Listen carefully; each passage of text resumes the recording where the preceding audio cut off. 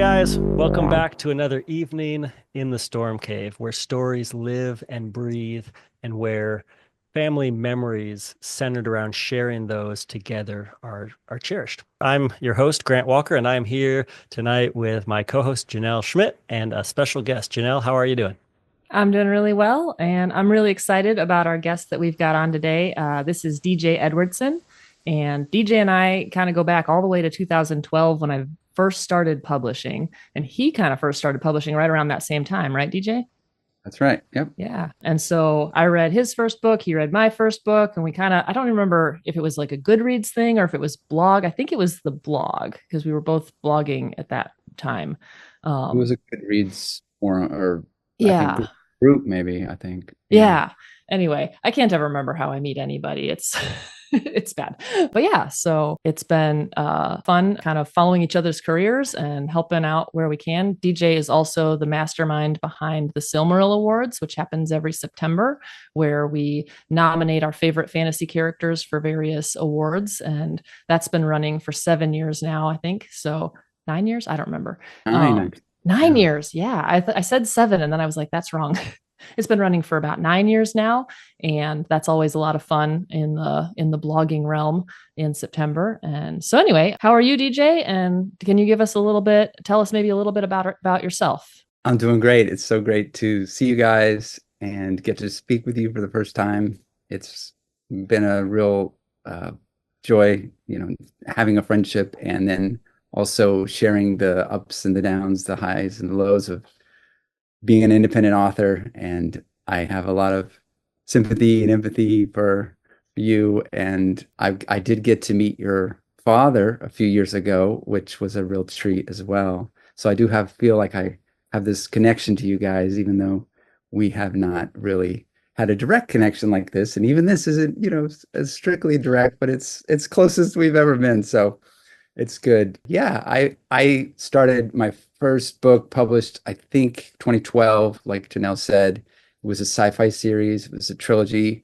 That's the one thing I have finished, so I'm glad. It's good to have something that is a finished product. I started then to dip into fantasy after that, and I started with a book called The Last Motley, which I really liked and I really enjoyed, but it was going to be a series that was sort of a disjointed series. The characters weren't going to be the same characters. It was going to be more of this happens at this time and then this happens at a different time. And I just didn't know if it was going to work as well. So I pivoted and started the Swordspeaker Saga, which is the series I've been working on since 2018, I think.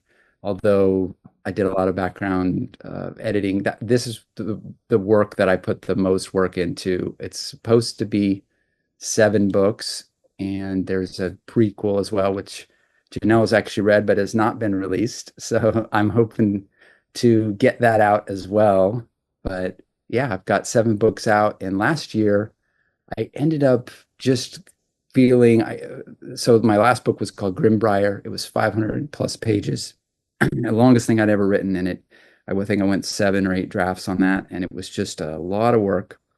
And I kind of took a bit of a sabbatical last year, 7 books, 7 years. It seemed like I don't know, God was sort of telling me to just recharge and refocus. And so I didn't actually produce anything. It was the first year, I think last year, that I did not release a book. Did work on a novella, and now I'm working on book 4, and it's going really well. Yeah. That is fantastic to hear because I was going to ask, is book 4 coming at any point? So Yeah. I'm going to hold up a cover because right here at the beginning. So this is True Silver. That's the first book in your Swordspeaker Saga that you're working on right now. And these That's correct. covers are just fantastic. They're awesome. So Yeah, I love my cover designer. I think she just did an amazing job. I wanted the sort of clasped book look, right? The old time. I would have loved if I could have made them 3-dimensional and bound in metal, but I'm sure that would have cost $150 a book or something. But anyway, it's been definitely a passion project. I don't know if, oh yeah. So I think, can you guys see that up there? Yeah. The sword, yeah. Right. So that's a 3D printed version of the sword on the cover, which I did last year for my first convention.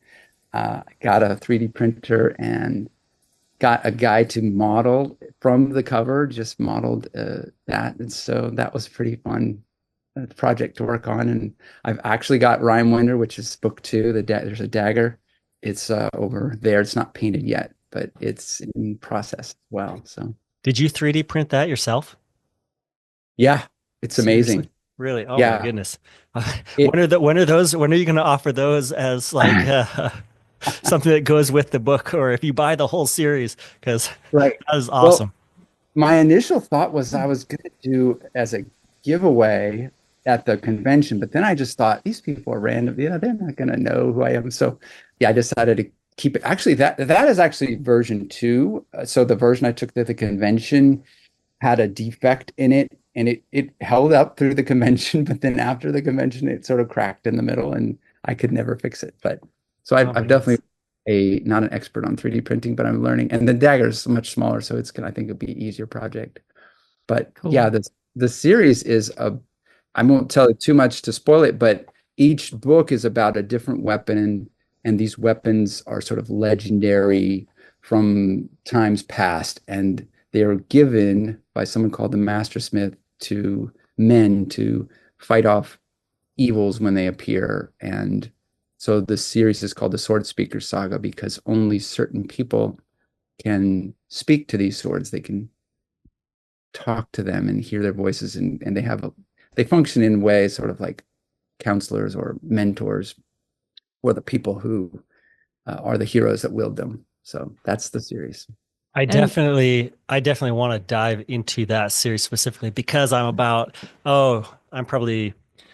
than 3/4 of the way through True Silver, and it's fantastic. And I actually have some notes and some questions and just some things I want to highlight because it's beautiful. But before we really dive into that, I did have some questions that you probably know some of these answers, but DJ, where does your love for storytelling come from? It's a lot of work, especially in our day and age, to pick up and read a book cover to cover. It's an incredible Yeah. amount of work to pour your heart into writing a story, all the drafts, all of the storyboarding, all of the process that goes into that is, I would imagine, monumental. To say, I love taking stories in, but that's not enough. I also have stories within me that I want to pour out. Where does that come from? So there's a great example, and I'll probably reference Lewis and Tolkien about 50 times in this conversation. But You're in the right place. yeah, yes, here's I always here's tell people when I'm introducing your books, I always tell them that your writing style is very Lewis meets Tolkien meets George MacDonald. And if that doesn't sell you, then nothing will. wow, that's a very humbling, yeah, way to. I can only hope that that's somewhat true. But yeah, so they had a conversation, and I want to say it's like 1937 or so, where they said, there are not enough books of the kind that we like, so I think we'll have to write some ourselves. And so they flipped a coin, and Lewis got the science fiction.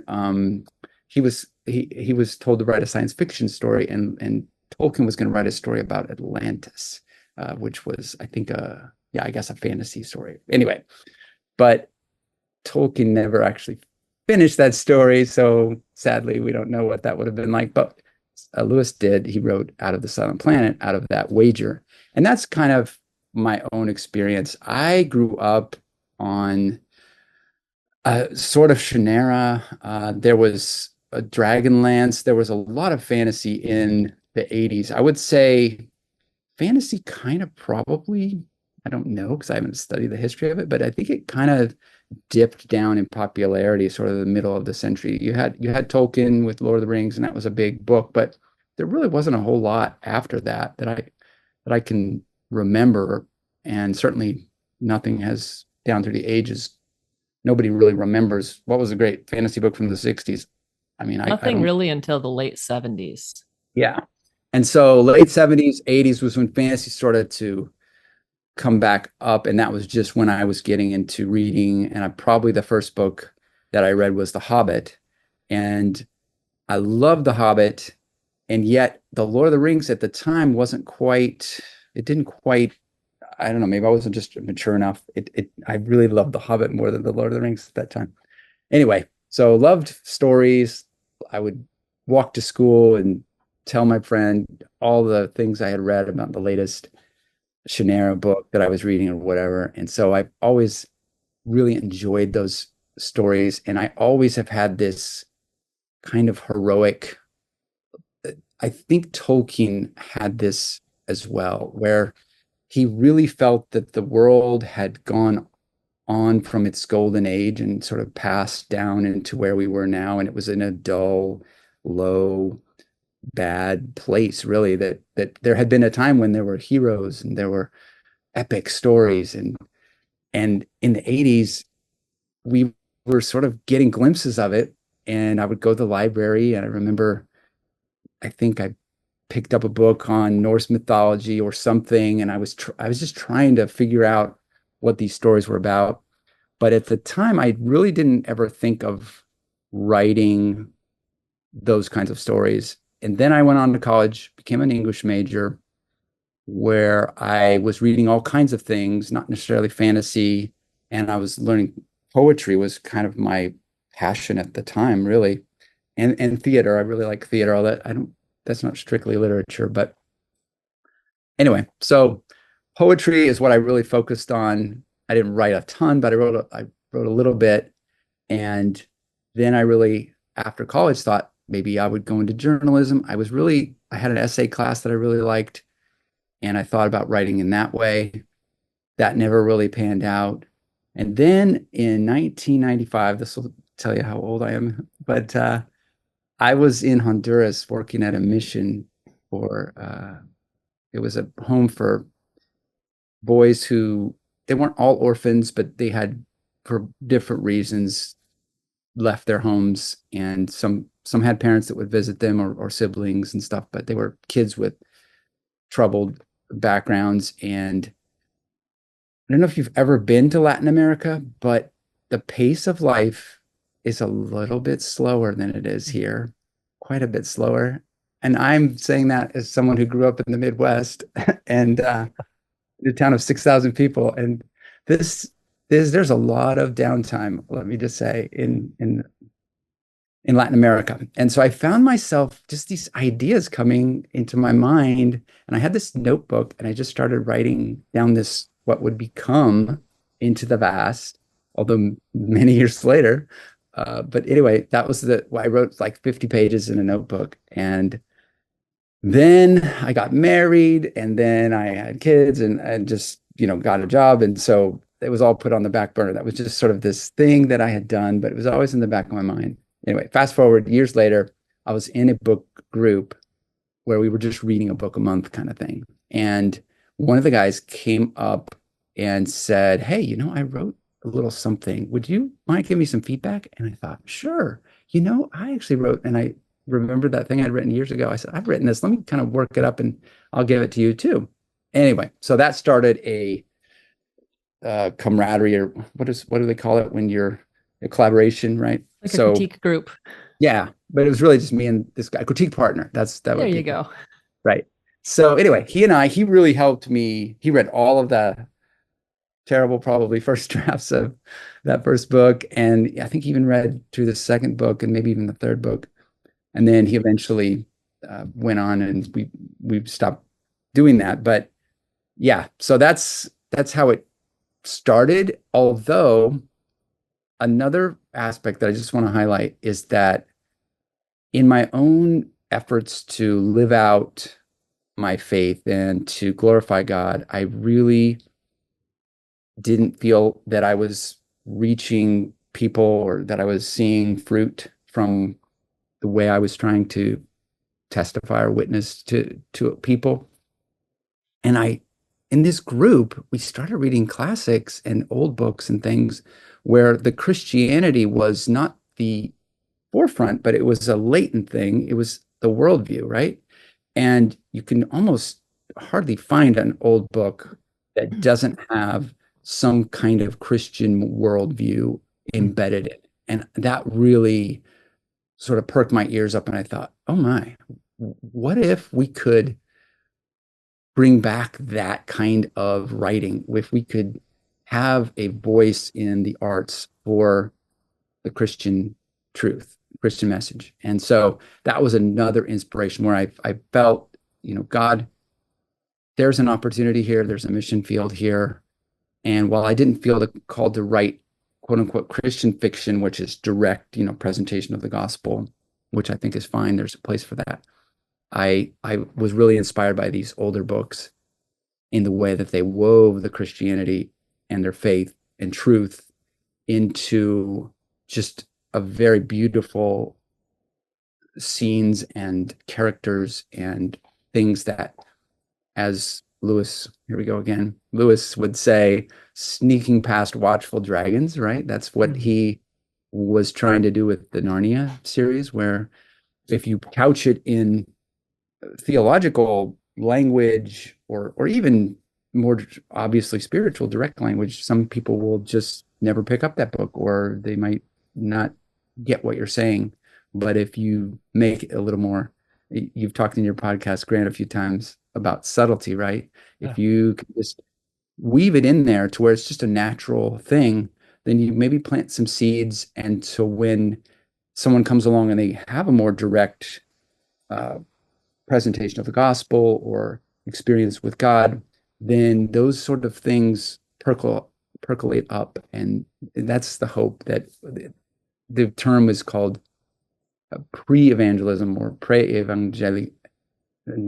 And so that's the idea, is that you get people accustomed to the idea of God and the importance of that. And even if no one comes directly to Christ from reading a book that I wrote or whatever, you have at least planted those seeds, and you've also done something beautiful and enabled works of culture for human well-being. And I do think God cares just about the general welfare of humanity. So that is a long winding path of my vision as an artist, as an author, and how God drew me into this path that I think, though, if I had known how hard it was, I don't know if I would have been so naive as to just say, I think I'll write a book, But anyway.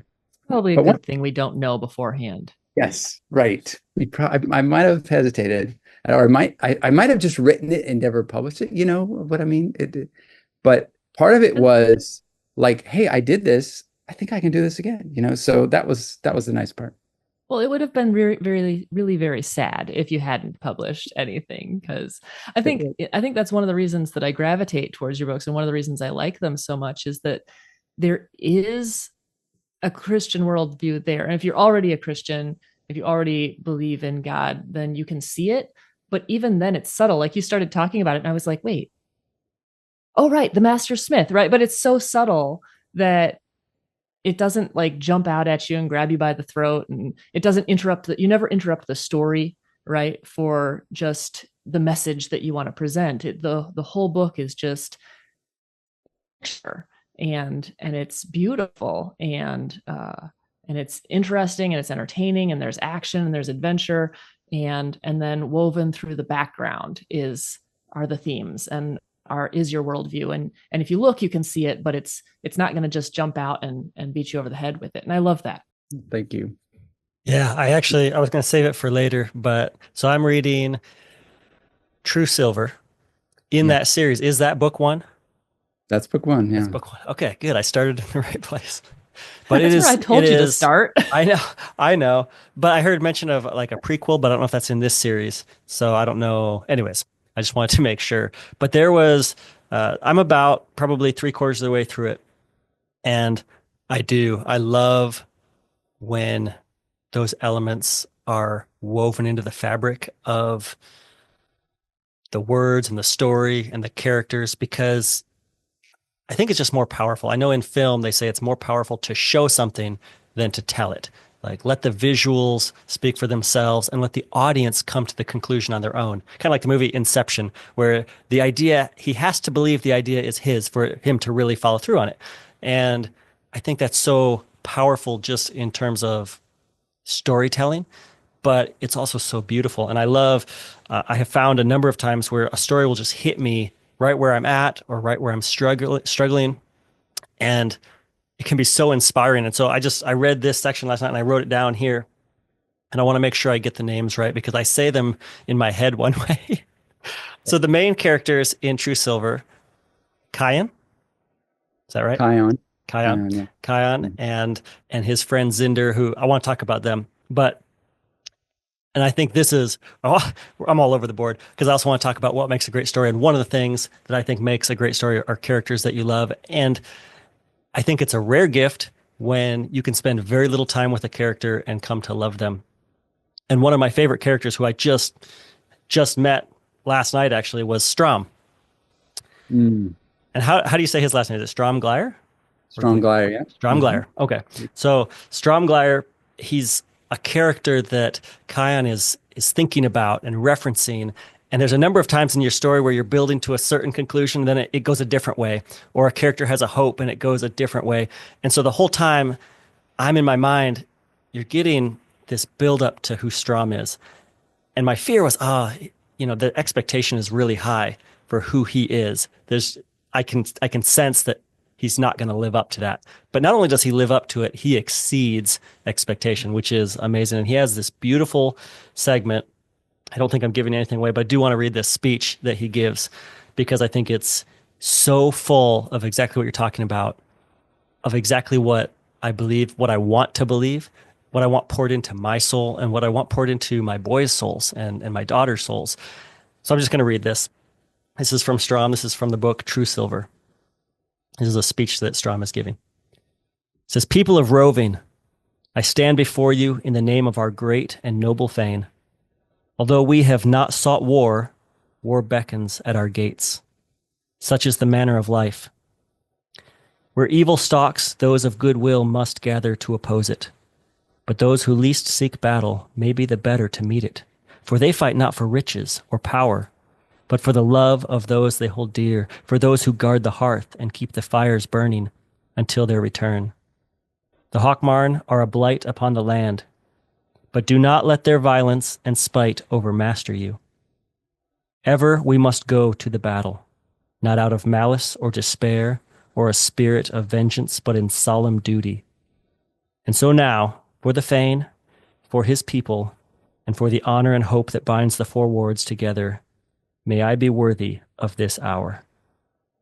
And that's where I imagine William Wallace for freedom. I mean, there are many movies and books that attempt to write speeches that inspire, and a lot of times they don't come off the right way. That's why I think it's so amazing when they do.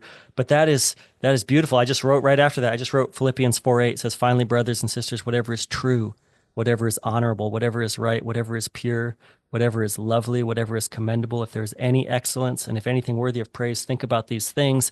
And that speech is full of that, so full of that. And I love those lines where, Bible makes it clear. In this life, Jesus tells his disciples before he's going to go to the cross, you will have trouble. And that's what Strom is saying. Like, we are not seeking this out. He would much rather probably live a quiet life and raise a family. But evil is in this world, darkness in this world. And we've talked about this, Jenelle, and I think it's something that comes up often is you have a story written in a fantastical world, but the elements are true. The friendship between Kion and Zinder is wonderful. We all need a friend like Zinder in our lives. Amen. Absolutely. But we can be that kind of friend to our friends, right? Like there's truth in the story. And I love that. And it's one of those things where I wrote it in my journal because I want to take those truths into my day-to-day, into my life. I want to make the right decisions. I want to be that brave. And I'm not always, but I love that. I love the courage and the inspiration that words can pour into your soul. So yeah, it's beautiful. Beautiful. Amen. Yeah. It's weird when you hear someone read something that you've written because I don't remember every word I've ever written, right? And I do remember Strom was a surprise character for sure that I definitely wanted him to be this noble hero that Kion would look up to. And yet, I don't know, I didn't really think of him as a main character, like an important character. He was just a kind of more of a background figure. But then when I wrote, I decided for some reason to just write a chapter with his perspective.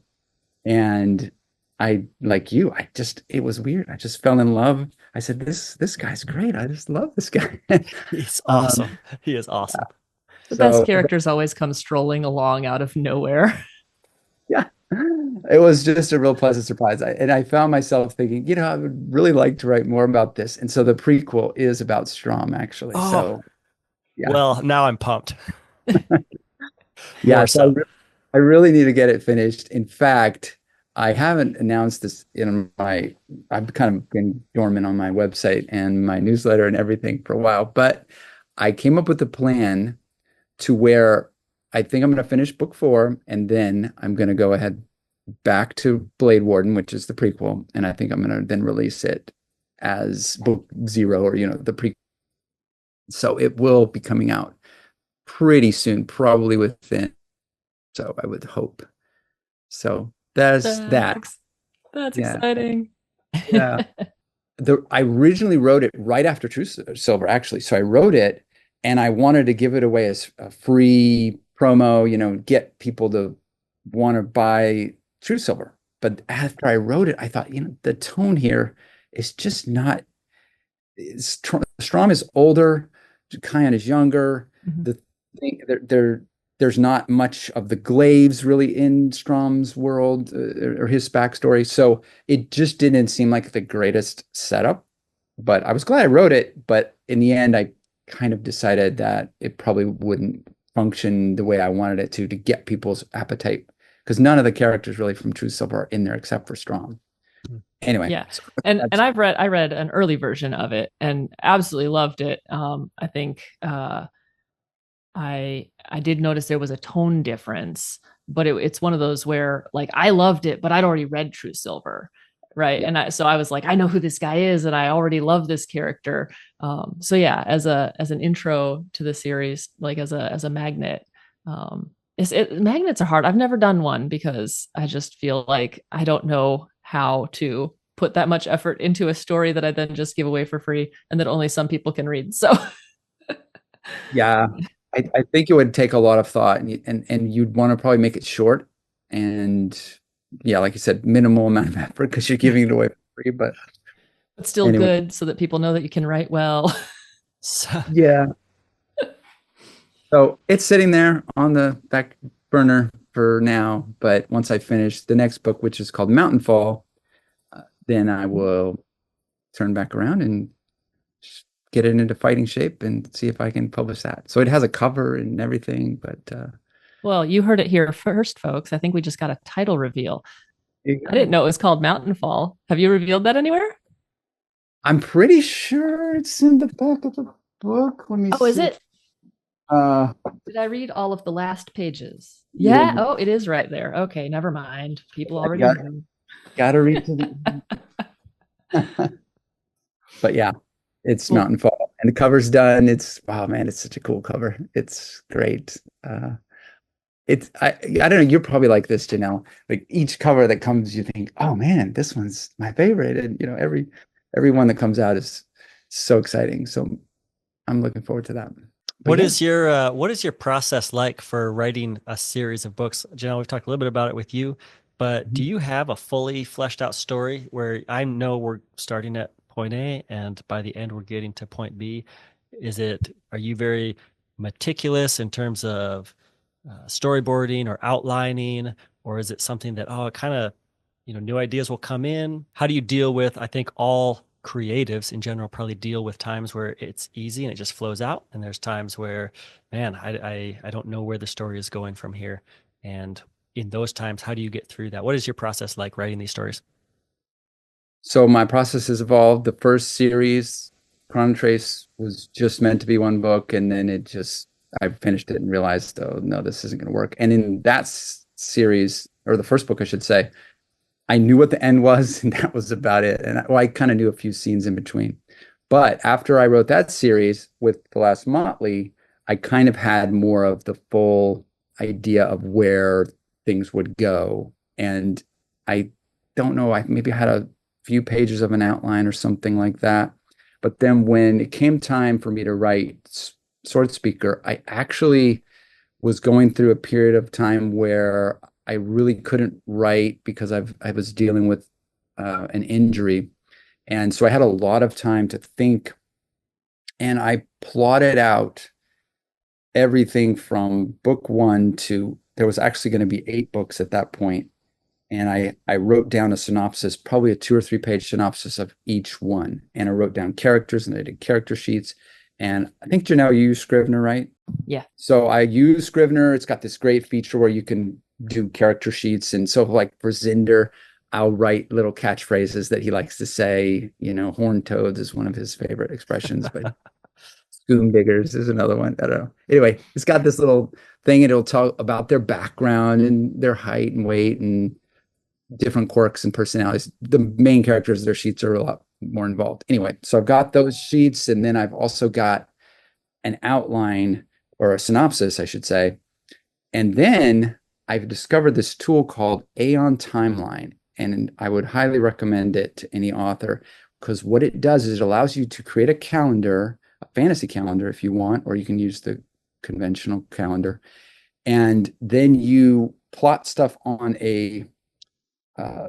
basically a flow chart. It's not really a flow chart. It's more of it's called a Gantt chart. But anyway, it's more of like a waterfall cascading, right? This happened, then this happened, then this happened, then this, right? And so you can put in the dates, and you can even put for each character their birthday. So then you know how old they are if it's a long story, right? And it's great because as things change, if you make this section 8 days longer, then everything down below it will cascade. So it will move down 8 days. And so you can know exactly when everything is happening, and you can color code it to, okay, this is Kyan's point of view.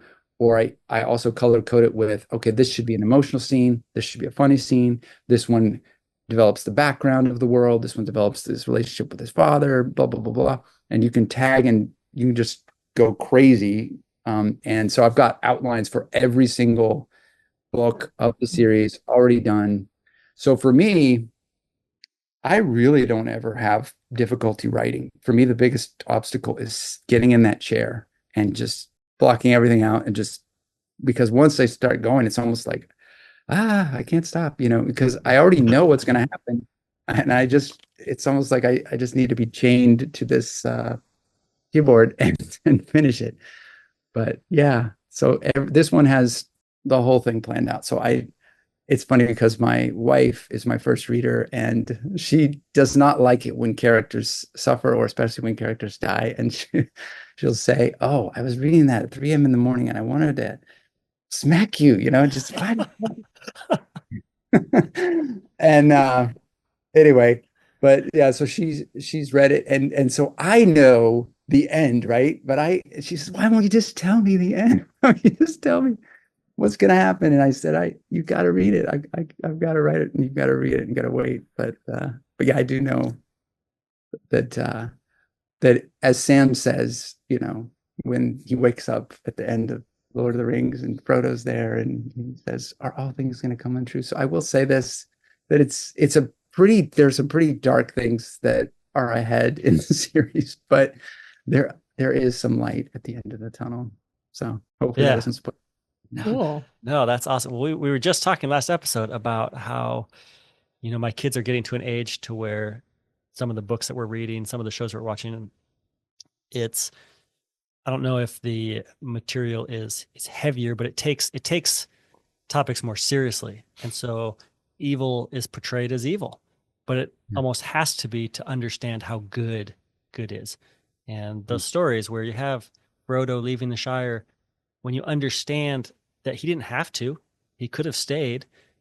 Exactly what Strom is saying. We would all prefer to just stay in our nice, warm hobbit holes and have 3 nice meals a day. But there's evil that's out there.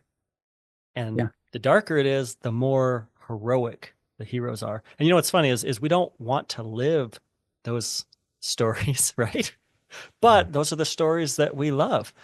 So I love that. I love a lot of the subtlety in your writing outside of the story. Even just, I'm not as well versed in reading in general as Jenelle is. We talked about it last week, where I think my pool of books might be 200. Janelle's book that she's read is probably 200,000. So there's elements to storytelling where it might be like, oh yeah, these are just familiar elements in fantasy. But what I love is how, without saying this is what this is what this is, there's so many elements that slowly expand the world as I've been reading True Silver, whether it's, a class of warrior, or as they're journeying and they're just kind of picking out different things that are just fleshing out this world. As you're going, it just becomes bigger and bigger and bigger. And I love that because it immerses you in this world. And that's been a lot of fun outside of even just the storytelling. So that's something that we wanted to talk about a little bit, was what makes a good story.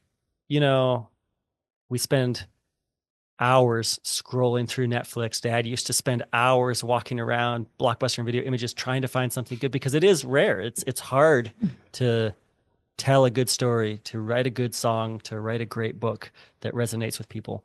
What is it that makes a great story? And I'll ask both of you, but DJ, in your mind, what makes a great story? I would say that whenever you're trying to tackle something, it's a good idea to get your terms and definitions. And so the word good is a bit of a tricky one, because For sure. it means it has different connotations, right? So sure. There is the sense that, oh, this is good for me. I like Westerns or horror or whatever. And so it's good. I enjoy it. There's that level, right? For sure. But then there is that level of what is good, what is truly good. And I'm not saying that it's, your personal preferences and, they don't have any value, but there's also this other idea, which I think is a bit harder in our modern day, especially, to grasp what really is good. And I think we know it when we find it, but a lot of times we have a hard time defining it. And for me, I would say that there's that old expression, beauty is in the eye of the beholder. Okay. I think that expression actually means something that most people don't think it means. I would say that it is true, beauty is in the eye of the beholder, but only if the beholder is God.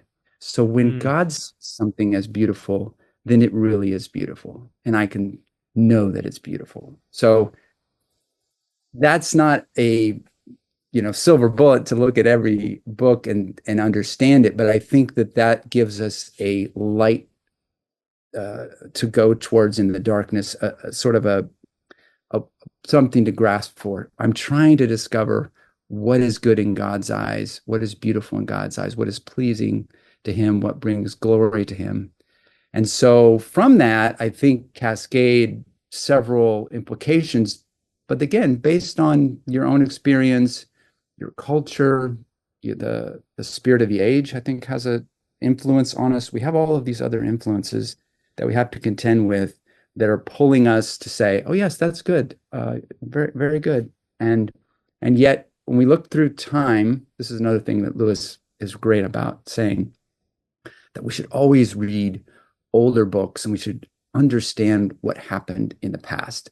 He actually recommended reading a new book and then an old book, a new book and an old book. And the reason for that is it gives us this understanding of, this is what people thought was good in the Middle Ages. This is what people thought was good in the Victorian era. And so we understand different things by reading different time periods. And I think by looking at the whole, we get a better understanding of, yeah, this is consistently good across all the years of where we have literature to read from.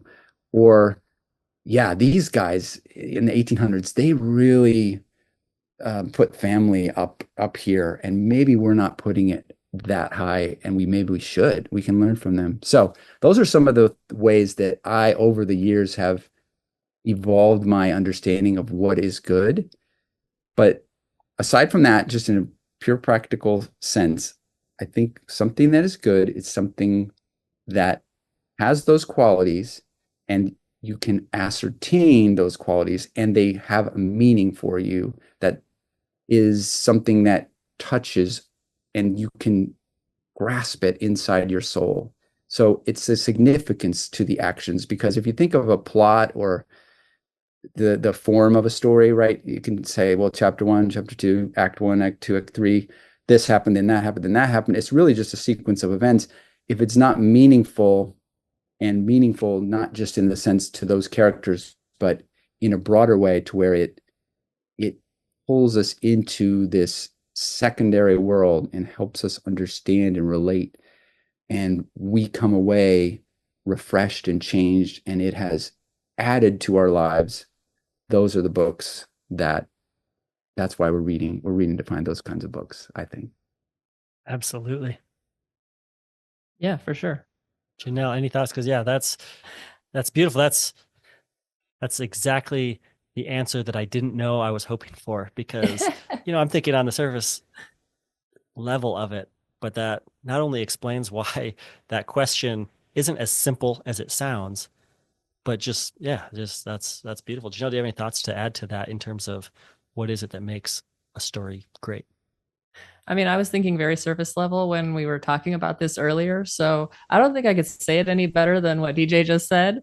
Because I was like, it has characters that you can look up to and root for, but that all kind of falls under that idea of, what does God find beautiful? What does God find pleasing, right? Do we see characters that have integrity? Do we see a story that does make us think of things that are true and noble and right? And that doesn't mean that all stories have to be these happy-go-lucky, everything is happy and everybody's lives get fixed by the end of the story, because that's not realistic either. But I think sometimes we can see threads of those things, and if you can find a thread of that in a story and you enjoy it, then I think that would probably make it a good story. Yeah, and I agree. I think not everybody's going to come away with the same lessons either, right? Like, I can watch a movie and see the nobility and see the beauty and see the struggle against good, good versus evil, and see the lessons that are biblical in a story. And another person might watch that same movie or read that same book and go, that was too scary for me, and the darkness was too dark, and so I'm just not going to. And that's fine too. I think there is going to be a little bit of subjectivity to how much you enjoy a story. For sure. I think with each family, when we talk about it, whenever we make a recommendation or something that we think you will enjoy as a family, knowing that maybe fantasy is not every family's cup of tea, maybe movies that we enjoy watching with our kids, maybe you won't. So there is that subjectivity to it.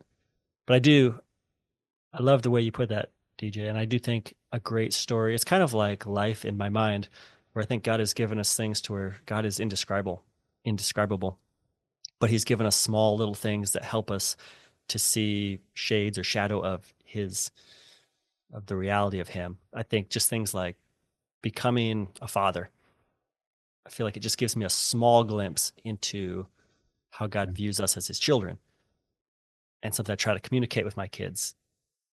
Whenever I say no to them, or whenever I make any decision for them that they don't like or agree with, which is often, it's from a place of how much I love them and want what's absolutely best for them.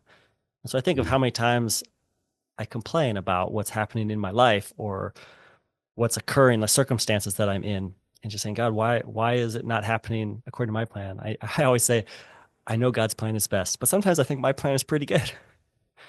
Why can't my plan happen just once or twice? But I feel like I understand a little bit more now and can just trust. I've said that to my kids many times. Like, you don't have to understand, but can you just trust Dad that I'm doing this because I want what's best for you? And I'm obviously doing it imperfectly. Sometimes when I am trying to do what's best for them, I may be failing in that regard. But yeah, I love that idea that these stories can take these qualities, truth, honor, beauty, goodness, and try to make them more understandable, kind of the way Jesus shared parables to give us these deeper truths in a way that we could understand them. And so I love that. So let's talk about practically, what are some stories that you love that you hold up as, yeah, this is what I'm talking about? or even common elements that you see across stories that we each love or that you love. Yeah. I think the stories, especially that we gravitate towards, I'm kind of assuming, but I feel pretty confident about this, but I would say there's that secondary world that needs to be there, or that is wonderful to find when it is there. Maybe it doesn't need to be there, but it's something that enables the entry into the imaginative experience that I think Tolkien, he wrote this wonderful essay called On Fairy Stories. And he said that when we enter into this secondary world, we are, in a sense, subcreating. We're not creating something ex nihilo the way God does, but we are along with the author who has written these words, we're experiencing the inner world, the inner mind, the inner life. And there is an illusion that comes from daily life where every experience we have, because of the narrow, I think Lewis said, the narrow and desperately practical perspectives exclude. That's what he said. Art gives you what those things exclude. We tend to think of, oh, I need to spend this more, 5 more hours in the office and then I can get this promotion, or my worth is from my kids' soccer scores, or, whatever. Because we're so wrapped up in it's 24 hours. I got to do this, and this. I have so much time. We're wasting time. We're, whatever. We've got all these perspectives. But what literature does, or good fantasy literature especially, and Tolkien actually said that because fantasy mixes the nouns and the adjectives, is one of the great ways he described it. We can say something like the green sun. I can say that in fantasy and it would make sense as long as it's internally consistent, right? But of course, there's no green sun. But when we mix things up, it's almost like if you'd see it in a painting, you would see this color is right next to this very dark, like this bright color is next to this dark color, and it creates a contrast and allows me to see the outline of the thing. I think that's what fantasy, when it's done well, it is so different and so shocking. And so he says in the essay, it's got us strangely arrests our sense of, and so he said some people don't like to be arrested. That's why they don't like fantasy. They want it to be normal. They want it to have that, just normal sense of could it possibly be, like this story could actually happen. But if you actually think about most plots of most stories, they really aren't very realistic, even though they're set in, 2024 or whatever. That doesn't mean it's realistic. Anyway, that's a side point. But he said that, this inner world, that's really what we need to experience. And we can come away refreshed and with a fresh perspective on the present world. And we can re-enchant, in a way, this world that is just this rat race. And we're on this hamster wheel of constantly doing and acting and making money and paying bills and all this stuff. We forget about what is really important. One of the books I love is Watership Down, because I am not much of an outdoorsman. I think from one of the podcasts, it seems like maybe you are more that way, Grant, but I am much more of I like to be outdoors, but I also like to be indoors. Probably prefer to be, I'm more of a hobbit, I guess. Anyway, so I read that book and I just thought, wow, I'm entering into the world of rabbits. I'm getting into their thoughts and I'm understanding what they're wanting. And I remember I was reading that book one time and I was actually walking and I happened to see a rabbit as I was reading this book. And I thought to myself, I wonder what he's thinking. It just really made me pay attention to that rabbit and it was exciting. I felt a connection to the natural world. And that's one of the things that Tolkien talks about. He talks about recovery. Fantasy allows us to recover. I talked about that epic sense of heroes. Tolkien actually wrote the beginnings of what would later become the Lord of the Rings. It was really the Silmarillion, those kinds of stories that he drew on for the Lord of the Rings. But he started writing that in World War I when he was wounded and recovering from this terrible atrocity, which he was seeing people just die all around him. And if you read some of the battle scenes, like the Dead Marshes, I mean, that actually is like a battlefield in France. You could point to, I think it's the Psalms, maybe that's where that was. I'm not sure about that. But anyway, he was saying this world is falling apart. This is not how we were meant to just slaughter each other, hundreds of thousands, like a whole generation of English young men. I think it's something like 25% just gone, just dead. All of Tolkien's friends, all the people that he knew in grammar school or wherever he went to, most of them died. I mean, I don't know what I'd be just devastated by that. But his response was, no, I'm going to remember a time when the world wasn't this way. And I'm going to try and recover that. And that's one of the things that fantasy can do.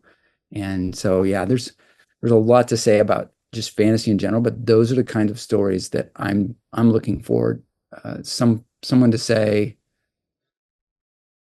like Strom there, the world is wicked and death has come to our door, but we'll face it, and we'll face it with courage and bravery, and we won't be overcome by the darkness. And so those are the things that you look for, to see that good does win in the end. Those are the happy ending. That there is good in this world, Mr. Frodo, and it's worth fighting for. Amen. Yes. Yeah, it's beautiful. DJ, are there specific scenes or elements that you've woven in your story in a similar way, things that are personal in your life that, like you just talked about with Tolkien, his experience where he, it comes through in the story, and when you understand his personal history, it makes sense where it's coming from. Do you have any specific parts of your life that you pour into your story outside of just, hey, this is who you are on the page? A few things, especially in True Silver. So True Silver starts off, this isn't spoiling anything because it's the opening chapters. Kion's father has died in the previous war. And a lot of the book is his shadow sort of over Kion's thoughts and the things that he does and the decisions that he makes, very much influenced by him. And I grew up without a father. He wasn't dead, but he was not around. And I think I, really missed the presence of a dad. I'd really wanted to have that in my life. And so part of this is sort of working through that grief of, my father's not here. I need him. So that's part of that. But then just, especially because my father didn't fight in a war or anything, I sort of did a little bit of research, and I found some stories of soldiers in World War I. No, I'm sorry, it's World War II, actually.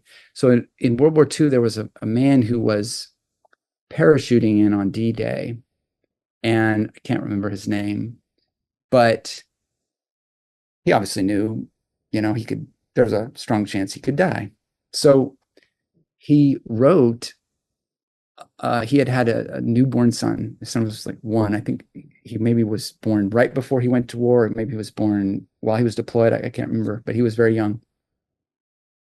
And I may get a little emotional when I talk about this story, but he basically decided that he was going to write letters for his son, one for every year to be opened on his birthday. Anyway, sorry, it just kind of emotional for me. But yeah.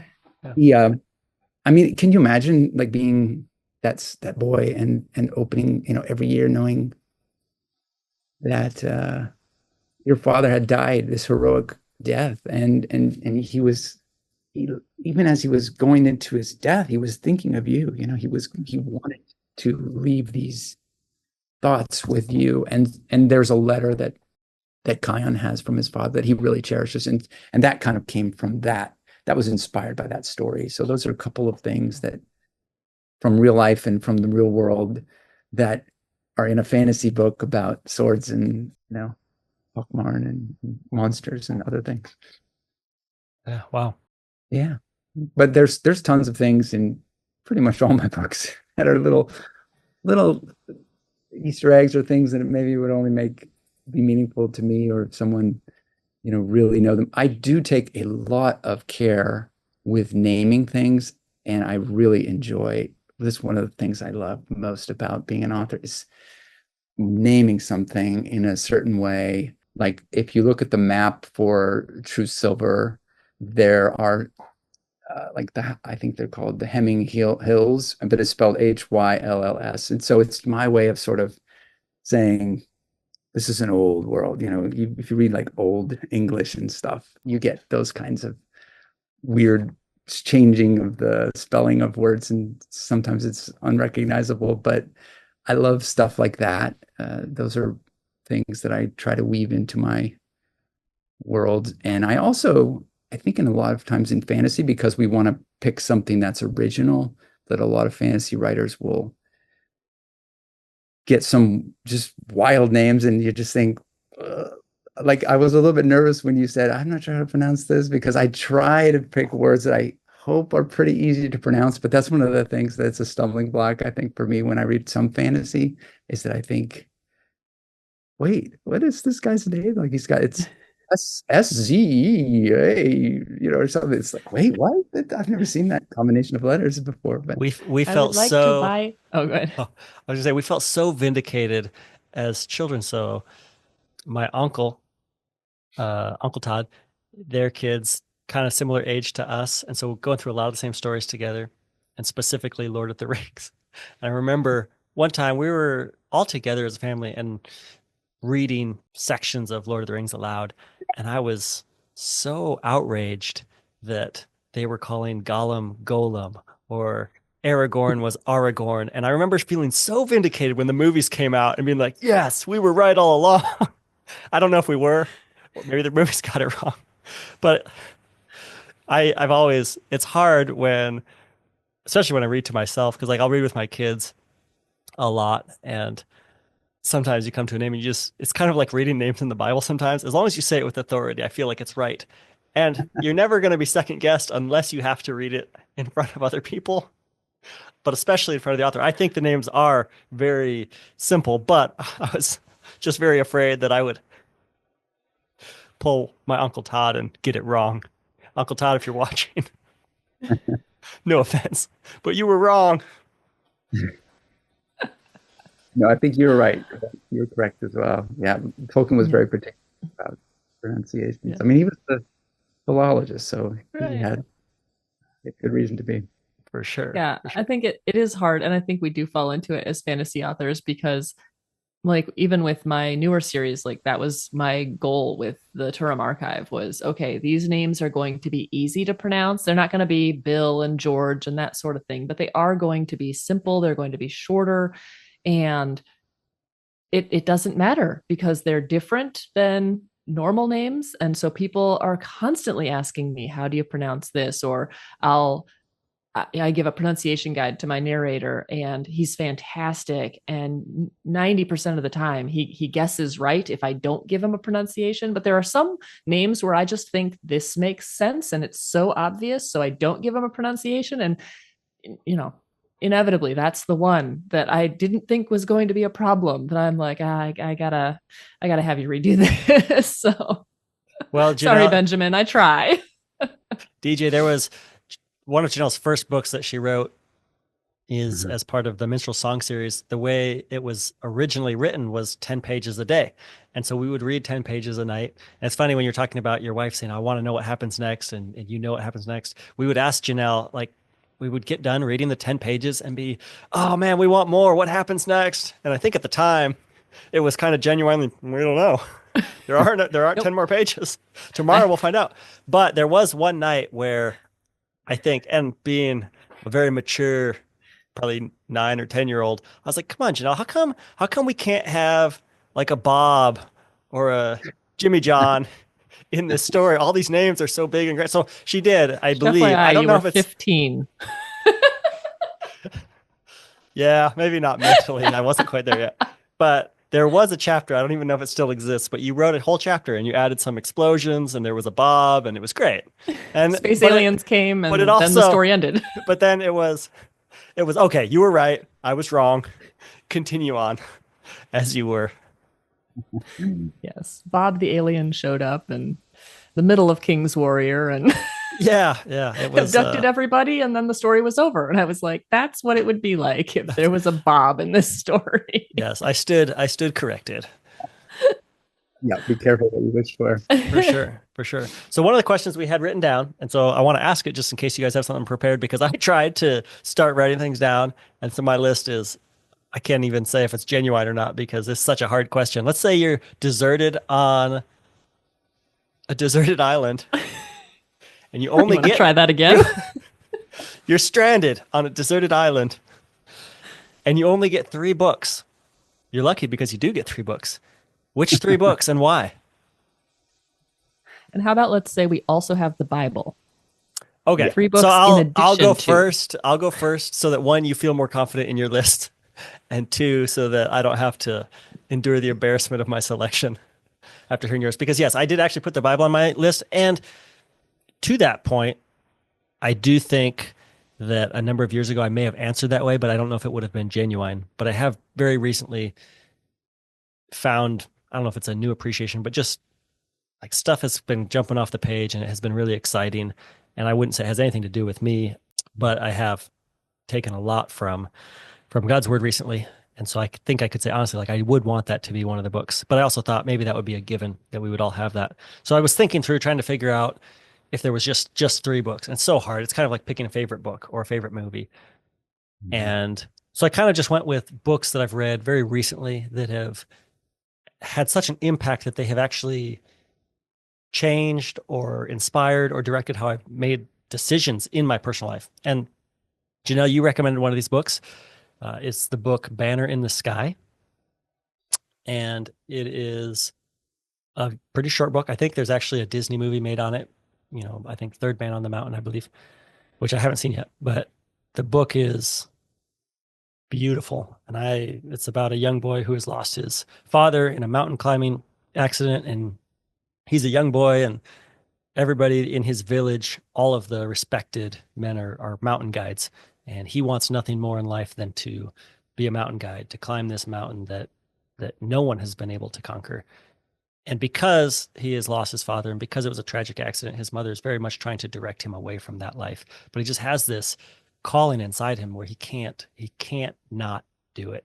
And I remember, John, I told you, I threw this book across the room a couple times because there were segments or scenes that just felt like they hit me exactly where I was at, where I was in a place where I had these longings to do something different from what I was doing, whether it be in career or even in my personal life, where I was kind of just following the expected path. I was doing what the world says this is how you go through life, and realizing that the thing that was keeping me from these passions was fear, whether it was fear of failure or fear of letting someone down or any number of fears that come up with those kinds of decisions. Yeah. I remember we read that one for school, and the second we finished it, I went to Amazon and I bought 3 copies, and I sent one to you and one to Evan and one to Dad, because I was like, everybody needs to read this book. Yeah. And so just because of where I was at, I just think it really, really struck me. And it's been a recent one, so that's why I think I would have it on my list. It's just a beautiful story too. But I just felt like I really connected with the young boy in that story. I think another book that I would want with me, just because it's one that I'm reading right now, is The Worst Journey in the World by Apsley Cherry Gerard. He was a member of Scott's ill-fated expedition to the South Pole. And DJ, talking about reading older books, I am blown away by when these men would go. We've always had kind of this connection to polar exploration simply because our dad grew up reading stories like this, and the book about Shackleton's expedition and the Endurance, just kind of core memories. of mine, but this is a new one that Dad let me borrow. And the fact that one of these men just kind of go on their own, even though the whole world is kind of indifferent to their discoveries, but they believe that it's very important for science. They think it's so necessary. And the hardship that they endure and the challenges are unbelievable. And they just do it with such a gentle grit. They're so kind to each other. There's, think about when you spend a lot of time with people in difficult situations, it becomes so easy to become full of animosity towards each other, or, what do they say? Familiarity breeds contempt. And that's kind of what you would expect. And it's just not that. They're enduring this hardship and they're doing it so together and caring for each other and looking out for each other. But what's amazing is they all were kind of required to keep these journals. And there's scientists that are on these expeditions, but some of them are just deckhands, but the way they write is so different from the way I would write today, or anybody today. Some of these guys, I don't even know if they were all educated, but their writing is phenomenal. And just watching how they endure hardship. There was one line where they're sailing and their ship has a leak, and so they're in the Arctic, or they're in, freezing temperatures, and water is coming through and it's being mixed with oil, and they have to go down in the ship and they have to bail. So they create a line to bail water out of the ship, and they're getting covered with frozen water and oil. And he makes the comment that if Dante had seen their situation, he would have imagined yet another inner circle of hell, but he would have been hard pressed to have found a merrier group, because they're going through and they're singing together, and it's horrific. They talk about sheets of ice developing between their bodies and their clothes because that's how cold it is, and their sweat freezes before it can evaporate out of their wool sweaters. But that they appreciated this because it meant that it protected them from the elements. Or, he talks about it being negative 50 degrees outside and how this was a glorious day because they didn't often get to see that. And they're just so grateful to be there. And they'll talk about things that are horrific, and they say and they'll write to their families, and it was the best day ever. And so if I was on a deserted island, I think I would want to be reminded to try to go through the circumstances of life with that honor. So I love that book. And then I really couldn't think of a third book. I think probably one of my favorite books of all time is The Two Towers, if I can't have the whole series. I love the book, The Two Towers. There was a book I found on Amazon called How to Survive on a Deserted Island by Timothy O'Shea. So it was a toss-up between The Two Towers and that one. Practical. That's right. DJ, what about you? Oh, go ahead. I was just going to say, I didn't know that Two Towers was your favorite of the trilogy. It's mine as well. And it's hard to find people where that's the one they'd pick. Yeah. And, to be honest, it's been so long. I've kind of been waiting for once my kids get old enough to go through that whole series again. And so I remember it just being my favorite, and I can pick out elements of it for why it was my favorite. I remember going to see the movie, being excited because that was my favorite book. But maybe when I read them again, maybe one of the other ones will become my favorite. I'm not sure. So anyways, that was as close to 3 solid choices as I could get. Good ones, especially that Banner in the Sky sounds pretty interesting. Yeah, it's a fairly quick read. It's one of those ones that's probably just a lost gem, but for me, it was really a beautiful story, and one that really, really has stuck with me. DJ, what about you? If you had 3 books that you could choose to be with you. Oh, I was thinking fiction. Yeah. Yeah, I might have, if I had thought about it, there might be some nonfiction books that would be beneficial, but I was specifically thinking fiction because that's what I wrote. That's what we're talking about. So, and I think my choices are going to be pretty textbook, but I guess maybe I'm cheating here, but I always have thought of The Lord of the Rings as a single book because that's the way it was written. So I don't say, oh, I like the Fellowship or like, but that's just me. I probably, when I was younger, I wouldn't have thought that because they were published in the way they are, and people do tend to think of them as distinct works. But as I reread them over the years, when I reread The Lord of the Rings, my copy is all 3, right? I just read, even when I actually read it on Kindle the last time when I read it, and it was all 3, right? So yeah, The Lord of the Rings is that feels a little bit like how Aladdin got out of the Cave of Wonders with the genie the first time. It does come bound in one book. I think. Okay, all right. It's fair. It's fair. The version. Oh, do you? I have my copy here. Here's my copy. All right, there you go. Okay. Hey, That matching was copies. was that yours, Save? Oh yeah. Oh, look at you guys. I feel extremely left out. This is the best version. Is It's it? got yeah. What's his name? How is that? Who Oh, does the art? yeah. Oh, John Howe How? Or is it How or Lee or is or it Alan Lee? I Alan think Lee this and one John has Howe Alan Lee. are the two Alan Lee? guys, I think, right? I think this one is Alan Lee. Yeah, it might be Alan Lee. Yeah, I think it probably is. Illustrated by Alan Lee. Anyway, Yes. yeah, this one, once I found out that this thing existed, it's to me the best edition. There's probably so many editions that I can't definitively say that, but of the ones I'm aware of, that's the one I would choose. Do you So think good. it's funny because I knew that you guys were both involved in the Silmaril Awards, Mhm. but knowing that you started that, one of the things that I believe, I think Jenelle, you believe, I feel like the Lord of the Rings is like the cornerstone of all storytelling, or in terms of fantasy and fiction. And one of the things I've noticed in the Silmaril Awards is like none of the characters are up for, because we've all decided that they are the benchmark for whichever. Would you say that is the case with the story for you? Oh yeah. In fact, it was with some trepidation that I decided to write a fantasy book because when you think, oh my goodness, the masterpiece has been done, I'll never equal. And I just don't think you can't have a book that took 16 years to write and was written by a philologist who was also World War One and a professor at Oxford. I mean, it's like the perfect storm. He really didn't even write the story because he wanted to write the story. He wrote the story because he loved languages and the epic poetry that he was writing about these languages. And Lewis said, you got to have somebody who speaks these languages. So why don't you write a story about it? And there's a famous quote, which I assume is true. Walter Hooper, who was Lewis's secretary, literary secretary, and was in charge of his estate after he died, he said that I would have been content. This is Tolkien had told him this at one point. I would have been content to just have the stories and write the languages. He said, Jack. That's what he called Lewis. He had to have a story, and the Lord of the Rings was written to keep him quiet. That's what he said. That's great. I'm like, thank you, C.S. Lewis, I love it. for being an annoying thorn in Tolkien's side, because that was the thing. Tolkien was a procrastinator, and he was a perfectionist, and he might not have ever finished it, but Lewis just kept egging him on. Come on, you can do this. And so, yeah, it's hard to think of a better fantasy story.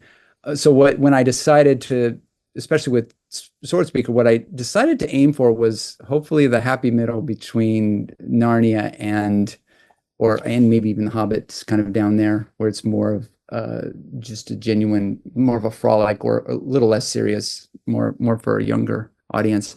And then Lord of the Rings, which is this very serious, profound work. I tried to aim for something that hopefully would be somewhere in the middle, and that helped me ease my conscience, thinking, well, I don't have to achieve, the Lord of the Rings. I can find somewhere in the middle there. So yeah, The Lord of the Rings is my first book, and then my second book would be Voyage of the Dawn Treader. So I do think the Narnia is very distinct. They were written different times, and I don't think of it as a one epic story the way I do The Lord of the Rings. So that happens to be my favorite from Narnia. And back to my earlier comments, where that secondary world, I just find that I want to go on that voyage with Prince Caspian. I want to see the Nameless Isles. I want to especially see the liquid light at the end of the world. That is just such a beautiful experience that I think I would just want to experience it over and over again. Some of the books in the Chronicles of Narnia maybe have slightly more profound moments where Aslan, the weight of obviously his sacrifice in the first book, and then some of the things even in Prince Caspian where he and Lucy are interacting. There's wonderful scenes and things, but just it's such an adventure that I just love the Dawn Treader as my second book would be. And then my third book would be my copy of George MacDonald's collected short stories, which has in it The Wise Woman and the Lost Princess, which I remember when I read it, I thought, is this better than The Lord of the Rings? I mean, I think it's so short it can't quite get there, but it's so good. I just fell in love with it. And I think probably years later, I wouldn't say that it approaches The Lord of the Rings because it's a very different kind of story. But that story, there's other stories in that collection that I love. Particularly, I think The Light Princess is also a good one. But The Wise Woman and the Lost Princess it is this wonderful story that I just love dearly. And so all of those do that secondary world. They fill that need for me. And I think that when I was on a desert island, I would want to feel a way that I could escape at least through a book, even if I couldn't get off the island. Yeah, for sure. How about you, Jenelle? Okay, this is really hard for me. I own, last count, about 1,500 books. So picking 3 of them is like choosing to break my own arm. Probably my number one choice would be Dealing with Dragons by Patricia C. Reed. And it's a shorter book. It's a middle grade book. So I would be able to read it about 100,000 times, and then I'd probably start to get sick of it. But it's probably one of the first fantasy books that I ever read on my own. And I just love the humor of it. It's one where, even though there is a series afterwards, it stands alone really well. There's a lot of snark. The Princess Cimarine is tired of doing things the way that they've always been done. And it's not that she wants to go like be a knight. It's just that she wants to actually learn things, and she wants to do things outside of this box that she's been put in. And when she asks why can't I learn to cook? Why can't I learn to do magic? Why can't I, learn how to clean? Why can't I learn how to, organize library books, right? Like she's not like this tomboy. So she's different than kind of some of those princesses who rail against, tradition or whatever. And she just wants to do things. And they're like, well, it's just not done, right? And so she runs away and finds a dragon to hire herself out to as a cook, maid, and librarian. And the dragon starts helping like teach her magic. And so she's very happy with that life. And the humor and the number of fairy tales that are woven into this story, like there's references to every fairy tale you could possibly imagine. And so I liked the wittiness of it. It really always can win me over with some wittiness and fairy tales. I like fairy tales. My big problem is that I read so many fantasy series that picking one book out of those series becomes very difficult. But probably would have to go with Thud by Terry Pratchett. My husband and I read all of the City Watch Guard arc of the Discworld series. And while this one is right in the middle, it has all of my favorite scenes so you're following. Discworld is weird because it's like 100 books, but there's these arcs where you're following specific characters, but they're not linear. So it's not like books 1, 2, and 3 are these characters, and then books 4, 5, and 6 are these characters. It's more books 7, 12, 25, and 38. You're following these characters. And so that's just Terry Pratchett. But we started reading Guards, which is the first book of the City Watch arc, where you're following the main character is Sam Vimes, and he's this older city guard.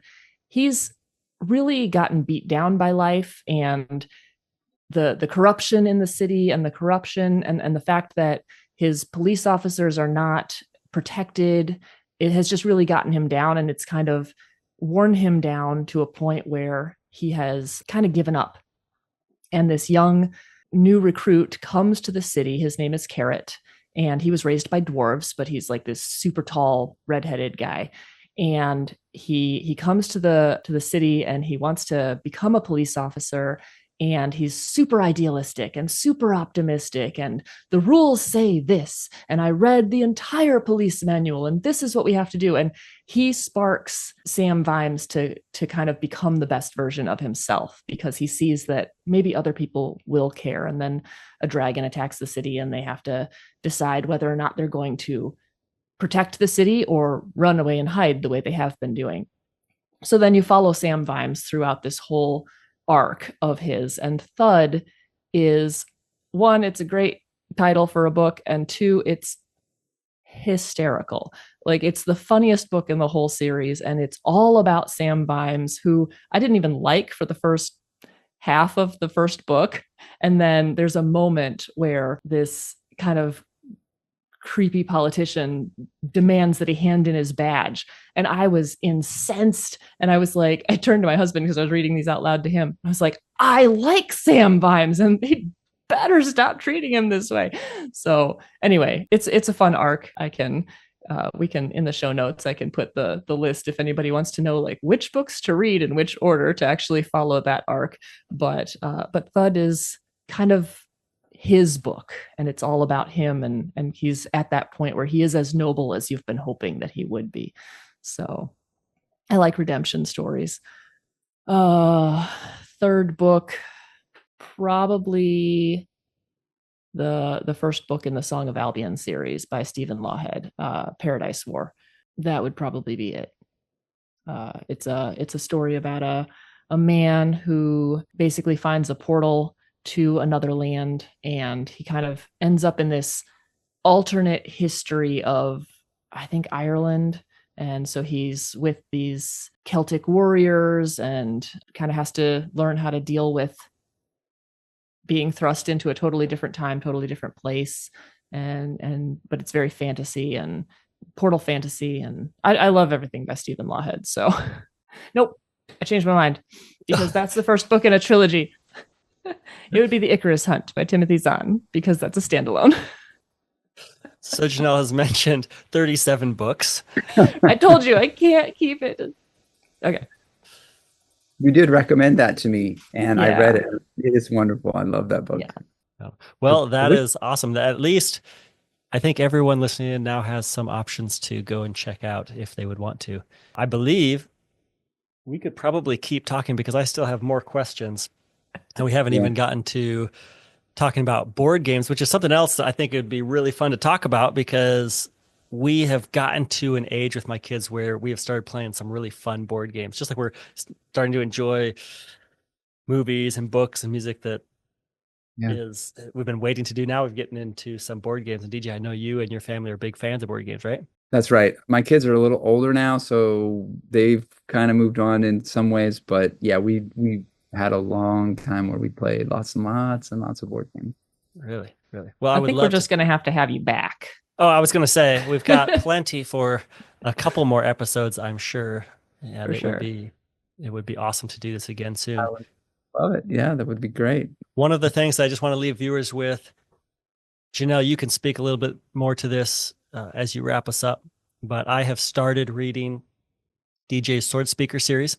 I'm almost finished with the first book, and it is fantastic. If we don't read it as a family, I will ask my boys to read these, because it's right where my son's reading the Ranger's Apprentice series right now and is loving it.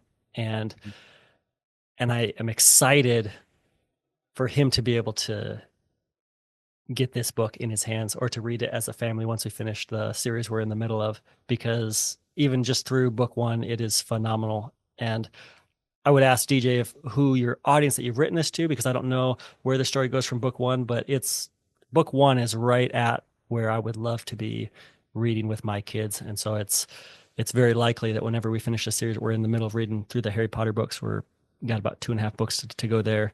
And I've been, constantly looking for something else to read. And so at least through book one, I would wholeheartedly recommend this, especially if you have young boys that you just want to pour goodness and courage and all of the elements that we've been talking about into them, because it has done that for me. And so I'm excited to share that with my boys. Well, thanks. Yeah, I hope you can finish the series. It's something that I really wrote for my kids, or thinking of them anyway. And I'm hopeful that other families would get those same lessons. In many ways, when I was younger, I wanted a book like that, right? That's the kind of things that I was reading and that I wanted to keep reading. So yeah, I hope it's a blessing to you and everyone who reads it. Yeah, I think it is. I think it will be. Yeah. So what age range would you say for the Swordspeaker Saga?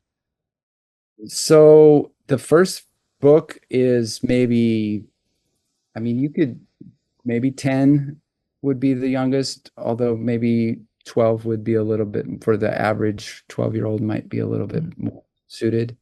But anywhere from 12 to 15, 16, I think would be a good sweet spot for the book. And then as the books 2 and 3 are out, book 2 is a little bit more grim and a little bit more, the style is a little, the vocabulary maybe is a little more in depth. So maybe a little bit older for the next 2. Although hopefully, even if you're young and you start on the first one, you'll be familiar enough to where it won't be a huge jump between 2 and 3. But 2 and 3 are a little more. Yeah.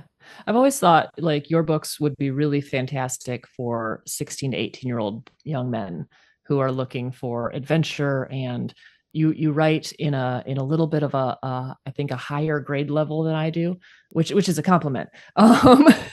But I think it's a little bit of more, it's not quite Tolkien in terms of like difficulty, but it's closer to that. I think I tend to write more closer to Lewis's Chronicles of Narnia at age range. But yeah, I would say that if you love stories like Lord of the Rings, if you love George MacDonald, if you know who George MacDonald is, good for you.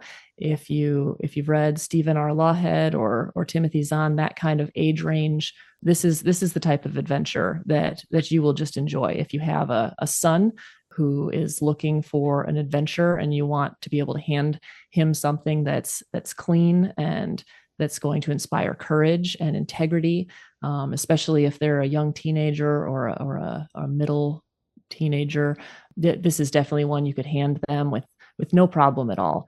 And probably you're going to want to read it too, because they're going to start talking your ear off about Kion and quoting Zinder all over the place. And then you're going to have to know who these people are. So highly recommend everything that DJ's written. Love the Swordspeaker Saga. I love the Chrono Trace sequence. I like, I would liken that more to something like Dune, but not so weird. Dune was weird, but kind of that, like it reminded me. What? What do you mean Dune was weird? Seemed like pretty average existence as far as I could tell. Book 1 is good, but that series went off the rails real fast, but kind of likened to that old timey sci-fi, the Isaac Asimov, the Frank Herbert, like it kind of reads that way, but so much more wholesome. And if you're looking for a standalone, The Last Motley is one of my favorite books of all time. I hope you revisit that world at some point, because I just love the is it Roderick? Yes. Roderick. Yes, I got it right. Sometimes I have a really hard time remembering characters' names, but yeah, I love the whole adventure in that fantasy world. So yeah, highly recommend any of these books, and with no caveats or disclaimers at all. So thank you, DJ, for joining us today. Thank you, all of you readers, or hopefully you're readers, but listeners and watchers out there in the rest of cyberspace or outside of cyberspace. Just thank you so much for coming in out of the storm with us and spending some time learning about great stories. And we will see you next time.